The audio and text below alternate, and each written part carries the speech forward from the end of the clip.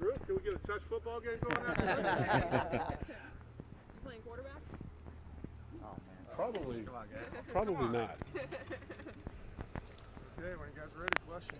Well, Scott, talk about the men's basketball team, who you've talked to, and their situation. Yeah. First, heartfelt prayers go out to all those that have been impacted. I've been on the line constantly with Wayne Tinkle as early as right after it happened when he called, and so we've been in dialogue all day. Safe to say, or happy to say that the team is safe, that everybody's together. Almost 45 in the travel party. They were hunkered down in the hotel when this happened. There were a couple of the travel party members, non-team members, that were in other areas and were also in lockdown, but in other buildings. They are safe as well. So we are so thankful that we're in the current situation we're in, and we are currently looking for options relative to this trip. And the original itinerary called for leaving Barcelona in the morning, and certainly the fluidity of this issue, the gathering of information and wanting to make an informed decision will lead us to next steps. So we're not sure where that lies yet. Is your son there? My son is there. Spoke with him several times this morning. So talk about the location of their hotel in relation to the accident. Right on the main avenue where it happened, and unfortunately, our student athletes were exposed to horrific carnage that will be lasting memories to them. Unfortunately, always try to learn and grow from an experience like this. And one thing I can guarantee you is that they are together. They're supporting each other, and any help they need from us is being provided. Obviously, this isn't a typical situation, but is there some kind of a emergency protocol that you guys have for when teams are on the road like this and something similar happens? Well, and we have travel experts that are with them every day, so absolutely those things hour by hour are taken care of with the folks that are with them. In addition to that, we want to make sure we're providing the emotional support our student athletes need, and that line is wide open whenever that's needed.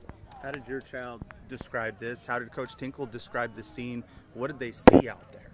Well, my son Isaac actually, right after Wayne called, during the same time, he had mentioned he had heard gunshots, and it wasn't necessarily gunshots, as others witnesses had mentioned too. I don't know what the sounds were, but literally all of them after it occurred were close enough to witness some of the horrific carnage that lied ahead of them. So they huddled up as a team.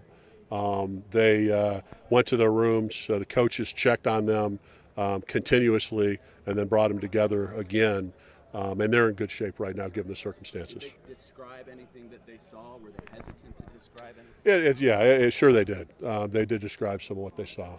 And yes, they were hesitant to do so, but I think they feel like talking amongst each other is therapy in this regard, and keeping an open line of communication is healthy for them right now, and they're doing that. Scott, who will make the decision about whether or not they stay? We'll make that collectively. We'll look at, again, we want to make an informed decision with the student athlete's safety first in mind, and we'll do that as we go through the day-to-day. I think we'll have a much better idea of the landscape, and we'll go from there. If they stay, are they busing? Are they flying out? They're busing, they're moving. The original itinerary called them to smaller markets down south, moving out of Barcelona by bus. Was the original itinerary. Did Isaac call you first, or did Wayne call you first, and what time was that?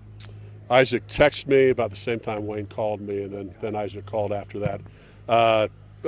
This morning, right after it happened. I'm not sure exactly the time frame. I was coming back from a breakfast meeting.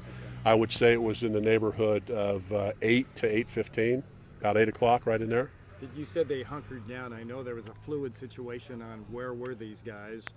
Did they just were told to stay in a room? What was the story? Yeah, so fortunately, Wayne had planned a team meal so that they were literally in the lobby going together in the hotel to team meal, as opposed to being out on the street going to eat on their own.